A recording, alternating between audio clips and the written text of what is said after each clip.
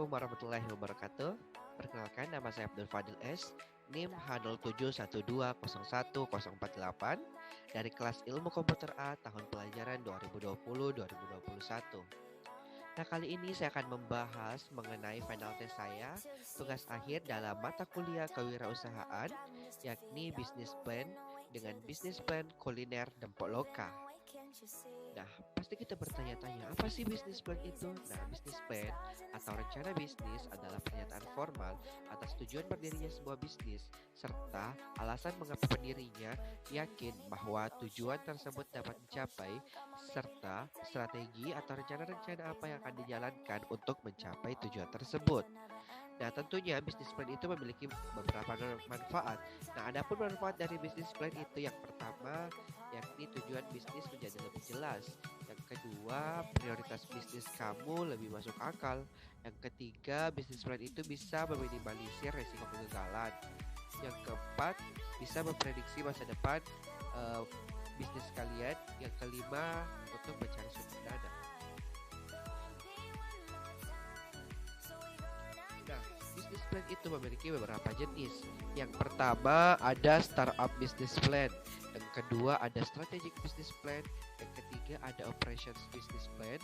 Yang keempat ada development business plan. Dan yang kelima ada growth business plan.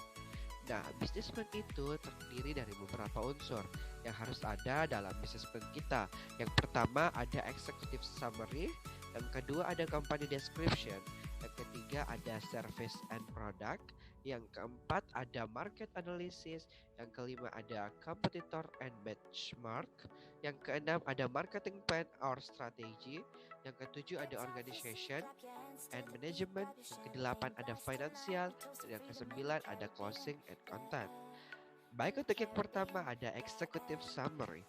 Nah, dalam executive summary ini kalian hanya memerlukan beberapa kalimat-kalimat singkat sehingga para pelanggan atau para investor bisa tertarik untuk bergabung dalam bisnis kita.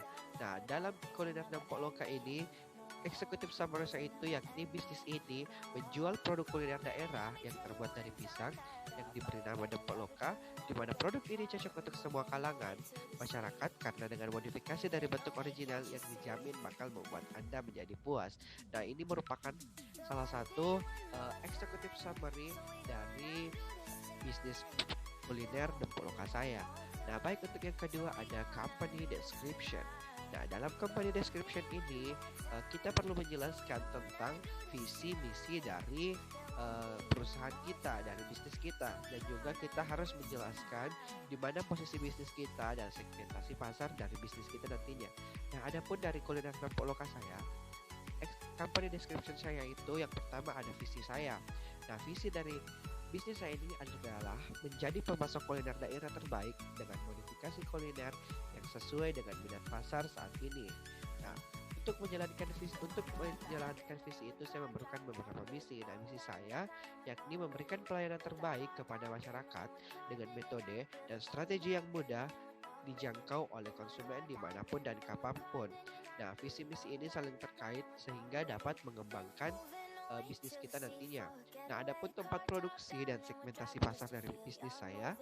Nah, di mana untuk tempat produksi, produk ini akan diproduksi di Kabupaten Sidrap, tepatnya di Kecamatan Panjarijang, Kelurahan Kadidi, dengan segmentasi pasar akan dipasarkan di semua kalangan masyarakat tentunya. Baik, yang ketiga ada service and product. Nah, dalam service and product ini kalian harus menjelaskan tentang bagaimana pelayanan kalian dalam menjalankan bisnis kalian dan juga berikan gambaran kecil tentang produk kalian. Nah, untuk bisnis plan Dempok Loka saya, service and produknya yaitu produk ini saya tawarkan dengan prioritas utama untuk dijadikan sebagai cemilan bagi konsumen. Selain itu, di mana produk ini juga ditawarkan sebagai ikonik kuliner daerah agar lebih dikenal oleh masyarakat luar. Dan juga produk ini memiliki ciri khas tentunya yang khusus di mana akan dimodifikasi dari cita rasa original ke cita rasa yang berbeda, akan tetapi tentunya tidak melupakan dari bentuk originalnya. Nah, pada bagian service ini saya juga akan memberikan beberapa gift atau hadiah khusus untuk pembelian dengan jumlah banyak seperti 5 pieces ke atas. Selain itu juga pada bagian opening nantinya saya akan memberikan special gift juga seperti halnya bonus percobaan nantinya. Seperti pada saat grand opening untuk pembukaan produk saya, pembukaan bisnis saya akan memberikan beberapa dalam pembelian itu saya akan memberikan beberapa pieces dalam kemasan kecil sebagai uji coba dari produk saya nantinya seperti itu. Baik, yang selanjutnya ada market analysis. Nah, dalam market analysis ini kalian perlu menjelaskan tentang analisis pasar kalian dan peluang pasar dari bisnis kalian. Nah, pada market analysis dari produk kuliner Dempok Loka ini uh, dijabarkan tentang target pasar yang secara analisis. Nah, di mana dari produk ini secara analisis memiliki target pasar yang dituju pada seluruh masyarakat dan para wisatawan yang berkunjung ke daerah. Akan tetapi produk ini diprioritaskan untuk masyarakat lokal tentunya, karena kita ketahui masyarakat lokal itu lebih berpeluang besar loh dalam menjadi konsumen daripada wisatawan, karena wisatawan itu tidak menentu kapan mereka akan datang. Dan nantinya produk ini juga akan dipasarkan secara online dan juga dipasarkan secara offline dengan cara titipan ke kedai-kedai terdekat. Selanjutnya ada kompetitor and benchmark. Nah, mengenai analisis pesaing, menurut saya untuk bisnis saya ini belum memiliki pesaing besar. Dikarenakan masih kurangnya pebisnis produk ini, akan tetapi jika melihat situasi dan kondisi saat ini, bisa saja yang menjadi saingan saya itu adalah bisnis besar dan juga dari segi pemasaran dan bentuk produk. Nah, di mana langkah saya untuk menghadapi bisnis ini yakni dengan berpacu pada strategi produk saya, melihat dari daya saing, yang dimana saya akan menjelaskan tentang daya saing dari segi pemasaran. Menurut saya untuk strategi pemasaran yang saya lakukan tetap dengan metode promosi di media online. Akan tetapi nantinya akan dimodifikasi sedemikian rupa sehingga membuat para konsumen tertarik dengan produk saya, seperti halnya pembuatan video animasi untuk dipajang di media online. Baik, selanjutnya ada marketing plan or strategy. Nah, di sini saya akan menjelaskan tentang strategi pasar saya atau bagaimana pasar yang saya inginkan untuk bisnis saya. Nah, untuk positioning untuk tempatnya, ini merupakan bisnis rumahan yang produktif dan mampu memberikan pelayanan terbaik kepada konsumen. Dan untuk pricingnya itu, produk ini akan dijual dengan kisaran harga 15.000 hingga 20.000 per pieces. Nah, adapun tempat atau place produk ini akan dipasarkan terlebih dahulu di lingkup daerah, yakni di Kabupaten Sidrap, dan nantinya akan disebar luas ke antar daerah lainnya dalam satu provinsi, selanjutnya akan tersebar ke provinsi lainnya dengan metode online tentunya.